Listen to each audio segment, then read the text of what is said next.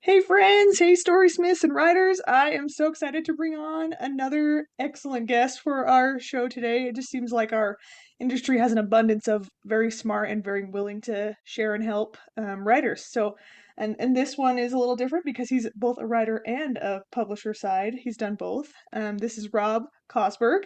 And I would just love to hear if you don't mind giving a little background on who you are, what you do, if there's any notable moments where you decided that writing was the path for you, go ahead and share. Sure, sure. Great to be on with you, Sheridan. Nice to meet you. Glad to Spend have some you. time with your folks today. Um, there's obviously quite a story, but I'll start with what we do.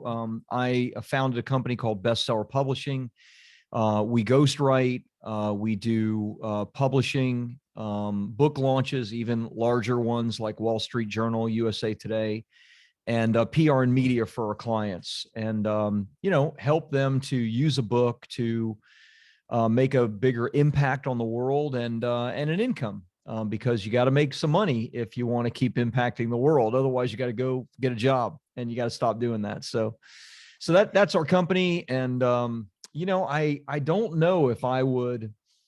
I mean, I'm certainly an author. I'm a Wall Street Journal bestseller, but I don't know if I think of myself as an author as much as I think of myself as a communicator, which is maybe a little bit weird. So I don't know. I don't know. Happy to go It is. deeper on that if you like. No, that's great. That's a great outlook to have on it. I mean, that's what we need, right? We need better communicators and we need people who are willing to communicate more. So I think that's an excellent answer. Am Yeah, I looking for? for our clients are problem solvers, and so I know that everybody needs to know how to market their book and get their message out there, whether it's a children's book or a fiction book. Most of our clients are solving a problem. I solve a problem with my writing, and Mm, so I guess that's how I think of myself, as a problem solver, as a communicator in my writing. yeah, that's great. And I've read, I mean, that genre, any kind of business help.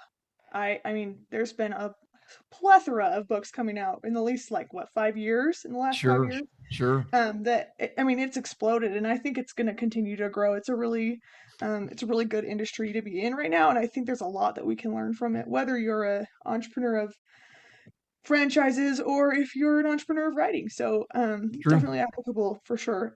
One thing I did want to have you share that I knew briefly about before is just the English teacher stigma, is what I call it. That myth that if your English teacher tells you that you're not good at writing, then you're not, and you can't write a book. Yeah. Yeah, what are your Yeah. thoughts I, on that? I maybe that's why I consider myself a communicator or a problem solver, not a writer, because my English teacher stigma is still on me. So, yeah, I mean, I've joked and I've shared, that my English teacher would roll over in his grave if he knew that I was responsible for, launching 1,200 books for clients, and obviously I'm being a Wall Street Journal bestseller myself. So, I think there's an element of, many years ago, people saying that I couldn't or shouldn't or whatever. I don't take much of that seriously, though. I mean, I was trying to get a message out, and I, even to this day, I have a lot of people on my email list. I have a social following, and I will just type something out or put something in an email. Unfortunately, I don't spend a lot of time on spell check and Grammarly or any of that, and I get the grammar Nazis that are writers and authors and editors, and there's some of the ugliest people when it comes to my grammar not being proper or whatever, and will say things like, "How can I even take you serious as an author or serious as a publisher, if you can't use a past participle correctly or whatever?" And I'm like, I don't even know what that is. I don't care what that is. There are It's people that about the can do that message. correctly. Yeah, Yeah, yeah. I think yeah, you should remember writing is any kind of putting your words out there to the world. It's about what you're telling. It's not about whether you put a period or a comma in there. But that is funny that you've been, yeah. especially on social media, you think they wouldn't care about people Oh, doing they it. hammer me. They hammer me on all that. My emails, absolutely. I get it pretty regularly. Yeah. I Oh, usually I delete them off my list. I block them because I'm like, okay, I mean, I'm doing this for you for free. You're not paying me any yeah. money. If you Obviously, don't and like not the for way I'm you. writing. Yeah, yeah. Well, and something that you said is that you're just solving problems. And isn't that kind of what you do as Mhm. part of your business? You're convincing other people that they really do have something to share and that they can share it, even though they didn't, Yeah. graduate in a creative writing degree. Yeah, it is sometimes very interesting and maybe even amazing that many very, very successful people will be very insecure about their writing, and they get stuck in perfectionism. They're afraid of what their colleagues, attorneys actually are notorious with this, or at least the attorneys that I've worked with, they're terrified of what their colleagues will think of their writing. And I'm like, you're not writing for your colleagues. You're writing for customers. You're writing to solve people's problems. You're not writing to be seen by your peers. They will see, but that's not the purpose of it. And so they're even very successful people. There's fear around the quality of the work. Yeah, absolutely. I would say for sure. And I think Rob's a good example of this, that if you have an idea and you do have I mean, you have credibility in it if you've got thoughts on, authoritative voice on any kind of subject that give it a shot. I mean, it can't Yep. hurt anything. Like you said, like Rob offers, they've got ghostwriters, you've got people to help you along the way, and it can't hurt anything to just try and see how many people you can reach. And a lot of the time you can reach a lot, but that does have to do with marketing, which is another Yeah. question that I wanted to bring up a little bit. Um, I think people think that they write a book and then that's it. And it's out there, some people anyway. Um, but I know marketing plays a much bigger role. Um, Yeah. and so just to prepare people to think about, what happens beyond your book, could you explain any kind of details or process that you have to do as a company to get any kind of new publication known? Yeah, it's pretty significant. I'll explain what we do, but before, maybe just some mindset on it. Um, Michelle Obama was given 8 figures to write her book not long ago, a few years ago, and she's probably, if not the most recognizable woman in the world, one of them, right? What did Michelle Obama do, or what did she need to do when her book came out? I mean, she hit all the talk shows, all the podcasts. This is Michelle Obama. Everyone in the world knows who she is. And if Michelle Obama needs to do that, don't you think you do?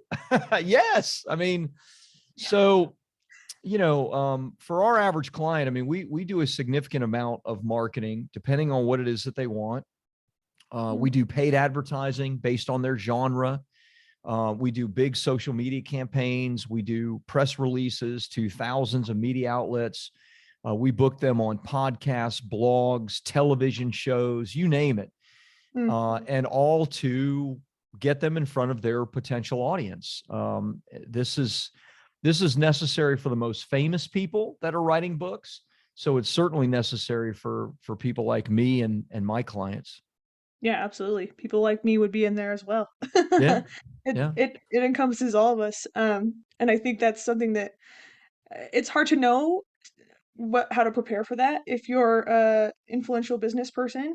I mean, I would assume you have a following, but from your opinion, is it a better idea to get ready to be more active in your social media accounts? Is there somewhere else you can go to help get the word going before you kind of embark on that journey? Yes and yes, right. I mean, I would probably say, if your goal is to launch a book, and you need a platform to launch it to, especially if you don't know the advertising world and the PR and media world, then start with wherever you're most comfortable. If that's Instagram, Instagram. If that's Twitter, Twitter. If that's YouTube, if it's video, if it's a podcast, whatever, start there and be consistent. You can use the content from your book, the ideas from your book. You can talk about them, expand on them, tell the stories behind it, etc., to start, building your following. But this is not something it's not something that you do once and then forget about it. I mean, Stephen King still writes books. He still promotes his books, and he's crazy rich and known all over the world, right, in his genre. And so So we just have to understand, like, you're embarking on, something that will change your life only if you make changes in your life to embrace those things and learn how to market yourself and your content. And as for the entrepreneur side, not just the writer side, those actively pursuing the next thing, um, have you felt like the publishing industry, has been more difficult for you guys in the past year? There's been a lot of talk about COVID changing things. There's been a lot of talk about changing directions. Would you say that it's getting bigger, or has it been difficult to get it out No, there? I'd say it's getting bigger and better. Prior to Amazon and prior to Amazon, lowering the gate of self-publishing, Mm, the only people that ever got an opportunity to publish their work were people that already had a big following. And that's true with traditional publishing today. I mean, if you go to a traditional publisher and you want a book deal, if you have an incredibly unique idea, they might entertain it. But truth be told, they don't even care about the idea as much as they care about your following. And that's mm. because traditional publishers don't really sell books. They fund you to go sell your book to your platform that you've already built and developed. And so, with the advent of Amazon, where Amazon is this giant marketplace and it's the 800-pound gorilla in the space, they have people coming to their website every single day, 1 million plus ebooks a day sell. And already there's an audience where there are people typing in keywords to search for your genre.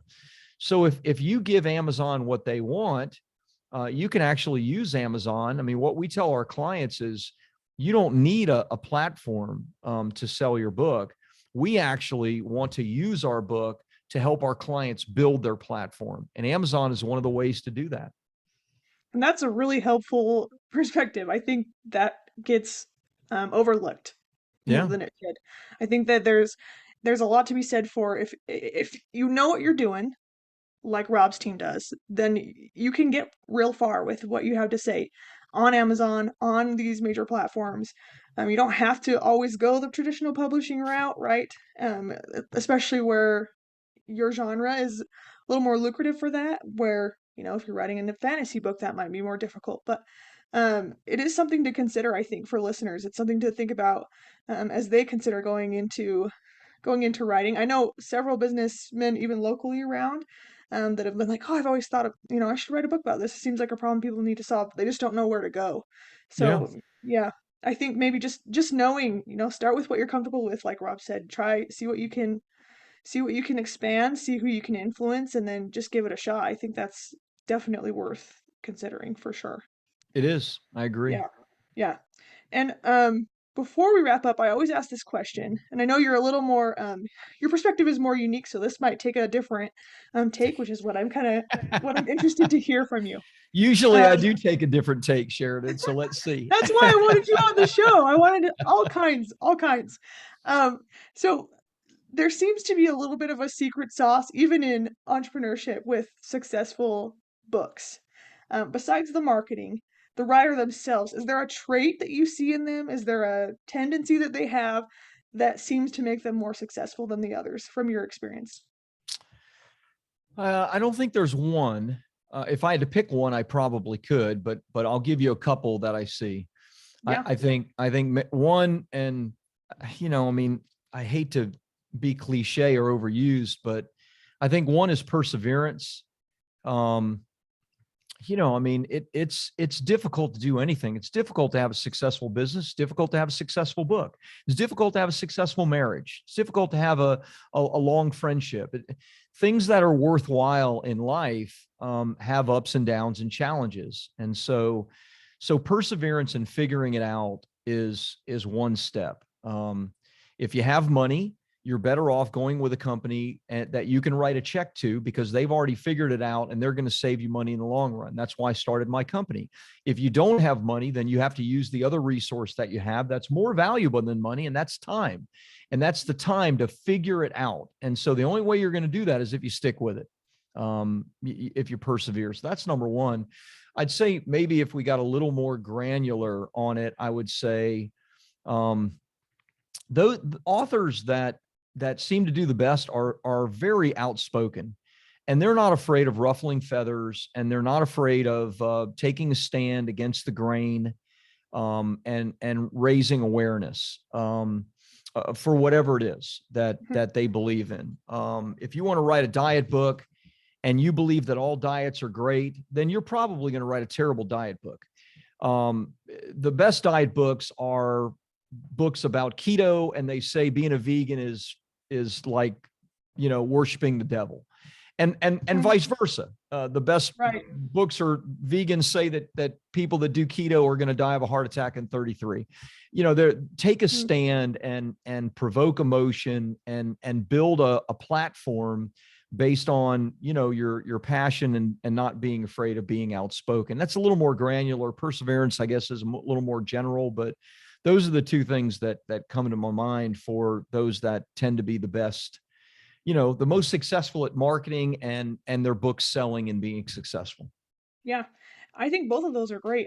I have been taught both in the past, especially with your, putting your opinions out there and sticking with them. But I do think that you'll attract the people who agree with you, right? Or the people who are interested in what you have to say, and then Yeah. it'll naturally weed out the ones who aren't your audience Yep. anyways, right? So They're not going to buy anything from you anyway. So they're not who interested. cares? Right, Yeah. like your grammar Nazis. They're not, this is not their market, It's right? not their thing. Which Absolutely. which so niching, I know you have thoughts on narrowing your niche. Oh yeah. I definitely in the writing industry I've been told, just make sure that it appeals to a lot of people, but I think that gets taken a little too far sometimes. Not Would sometimes, all the time. all the time. Tell All us the time. tell us what you've seen. Yeah. Everybody comes to me, or most people come to me thinking that they need to write, a book to the largest, possible audience to get their Mhm. message out. And the truth is the exact opposite. Now, look, obviously, if you have a big following and you're outspoken and you're working in the industry that you're in, and whatever that is, Mm. then writing a book, to a very big, very big platform like a Tony Robbins on Success or whatever, of course, that makes all the sense in the world. But no, I mean, you're much, much better off narrowing it down as much as you can to speak to an audience that you can solve a really specific problem for. And look, I mean, we'd like 100,000 or 1 million books to sell, but you and I know how few books really do that. I mean, there's only a handful of books in the United States that ever sell more than 1 million copies in any given year. And I'm talking about usually less than on one or two hands.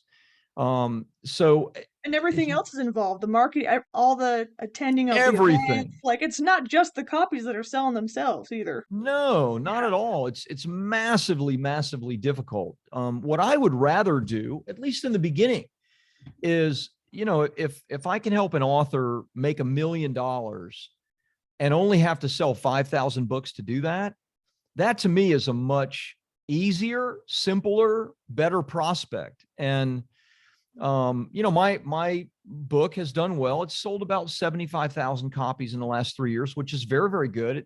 Hmm. It hit some good lists, but more importantly, it's generated about $4 million in revenue to my company. And that's not via royalties, clearly, right? The book is not selling for thousands of dollars a copy. That is from me solving a problem and them coming to me and saying, I know you solved this problem. You're the expert on it. How much is it to solve that problem? And so the Hmm. more narrow you can get, with solving a problem, the more opportunity you're going to have to get a big check. And then, you know what? You can go and reinvest that money into building your platform, reaching a bigger audience, writing a book that, I mean, I'm writing more, less narrow, not more general, but less narrow books myself, Hmm. simply because my audience has grown. That's okay. You can stair step this thing. Yeah. I think that's I've definitely been conflicted in the past with that. I mean, you don't want to hit nobody, but if you have a problem that can be, and you think you have a solution to it, I feel like we're all humans. We all have problems, yeah. So Yeah. they have to overlap eventually. And so if you're seeing a common problem that isn't being solved, then I can guarantee there's lots of others who have seen that same problem, but they just don't know how to solve it yet. Yeah. Yeah. Yeah. And Absolutely. sometimes people don't know the right questions to ask themselves to even know what problems they solve. Mm, Um, Gosh, I hate to say this, but too many people want to write their life story and no one cares about your life story. I hate to say that, but they don't know you. If they don't know you, if you're not somebody that's on their mind, maybe your children do and your family members and whatnot, but even them, I mean, my kids are adults. I don't think they've read any of my books. And maybe they will after I die, but so don't you have to be more narrow than just writing your life story. Think in terms of the problems that you solved living your life story, and then mm, write with that in mind. Right now somebody comes across your book, your title, and they're like, wow, this person overcame depression without medication. I how'd they would do like that? I, Yeah. I would like to know how to do that. And now they're reading your story of how you did that. That's more meaningful than the Rob Kosberg story, which who the heck is that guy? I ain't got no time for that. So anyway, just a thought there about Yeah. Pose the narrowing it. solution. Tell them that you've got something for them that's going to make their life better. Yes, Yeah. yes. Yeah. You have Absolutely. that. You just need to pinpoint it and then express it. That's great. Thank you. Yeah, absolutely true. I wouldn't have anything to add to that. As we're wrapping up here, I just wanted to ask our last question, which is, do you have any overarching advice or thoughts for people who are thinking about writing a book? Maybe not about their life story or about their life story, I guess. Yeah. I mean, they hate me. So now that I said that no one cares about your life story. So, um, I think people write books for one of three or four reasons. They write a book because it's their passion. They're passionate about a subject. I think some people write a book because they know it will help them to make a bigger impact on the world. And that also is passion, but they want to reach people with this solution. And I think another reason is people want to make money with their book and use their book as a way to grow their platform and attract people into their business. And so I'd probably say, before you start writing anything, why don't you first think about why you want to write a book in the first place? If you just want to write your story because you're passionate about it and you want your great grandkids to read it, that's awesome. Do that. Like do that and don't Mhm. worry about anything else. Do it. Um, if you want to make an impact on the world, writing your life story is not going to do that, right? Because they don't know who you are, and so they're not going to want it. So if you start first with why you're writing your book, I think that'll give you some freedom as to how to go about it and keeping in mind what the purpose of it is. Yeah, what's the outcome going to be? Yeah. Yep. There you have it. That's our plaque for the day. We always have an excellent, a perfect wall plaque. That's it. That's Rob's plaque right there. Think about what you're doing it for. What's the reason? What's Yeah. the reason? Yeah. Oh, that's so great. Thank you for coming on today to the show, Rob. We're just delighted to have you. And Well, my pleasure. before we conclude, um how can we get more connected with your community? How can we follow you if people think maybe you could help them? Yeah. They can get a free copy of my book at publishpromoteprofit.com.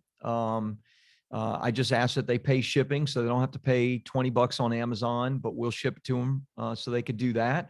Or if they want to know more about my company, bestsellerpublishing.org, there's lots of free material and content on there if anybody wants to, check it out and maybe get some help. Okay, that's great. Everybody check them out. I definitely will be there taking a look, and we'll include that in the notes as well for anybody who's interested. But thanks again for coming on, Rob, and to our listeners, to our wordsmiths, right on. Thank you, Sheridan. Great being